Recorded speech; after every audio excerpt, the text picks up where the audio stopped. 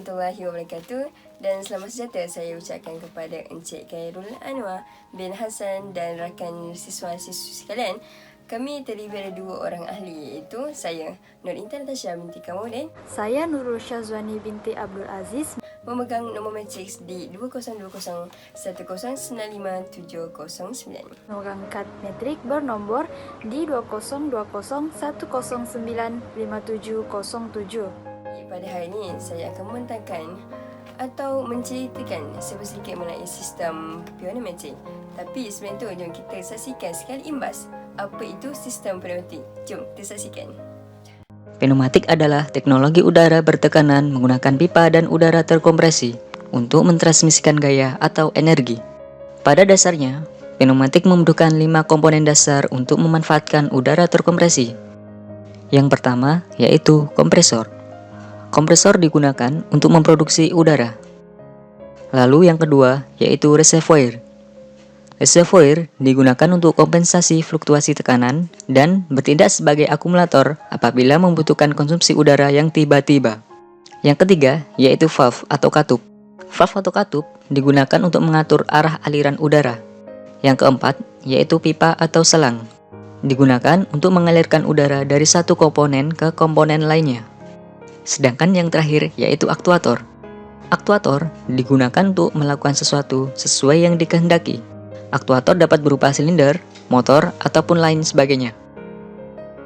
Lalu, kenapa kita harus belajar pneumatik? Terkhusus dalam dunia industri. Seperti dalam video ini, di mana sistem pneumatik digunakan dalam proses industri untuk memindahkan barang dari satu tempat ke tempat yang lainnya. Tentunya, hal ini akan membuat proses produksi lebih efektif dan efisien. Daripada video yang dipaparkan sebentar tadi, saya dapat simpulkan bahawa sistem pneumatik adalah sama dengan sistem hidraulik. Sistem pneumatik untuk melakukan kerja-kerja yang lebih ringan atau sederhana berat, tidak seperti sistem hidraulik. Pengendaliannya lebih mudah dan murah dan adalah menggunakan udara bertekanan, bukan bendalir seperti dalam sistem hidraulik. Itu kita juga tahu bahawa sistem pneumatik ini lebih kurang atau sama seperti sistem hidrolik tetapi agak renyah sedikit.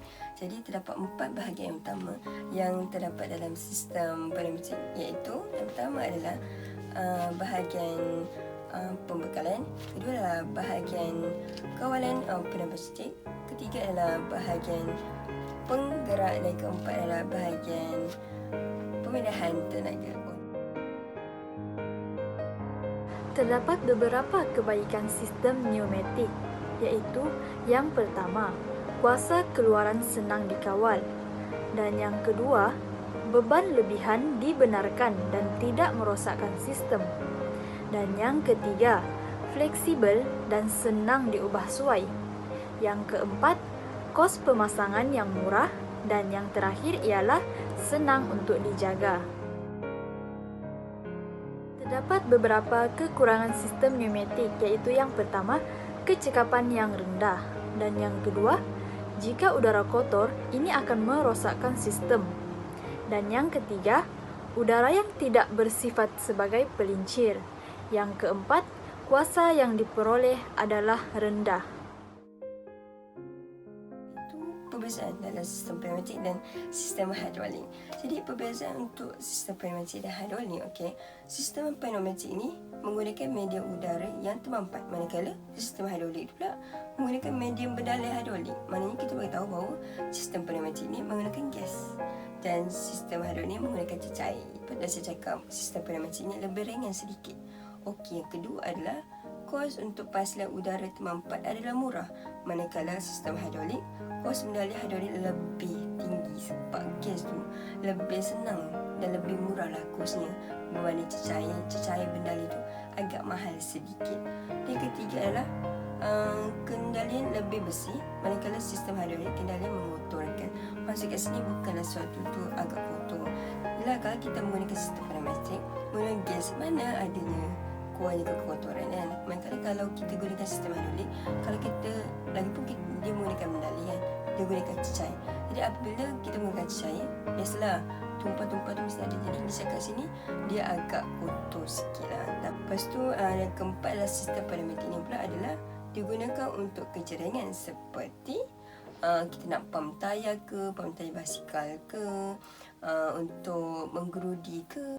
Manakala sistem hidrolik pula digunakan untuk kerja berat seperti contoh kat kedai kan, pergi kedai lepas tu tayar kereta korang pancit kan, teruk sangat, jadi dia menggunakan jack tu. Jack tu adalah dia menggunakan bendali, dia menggunakan sistem hidrolik. Berikut merupakan salah satu contoh penggunaan sistem pneumatik, yaitu menggunakan pemampat udara untuk mengecat.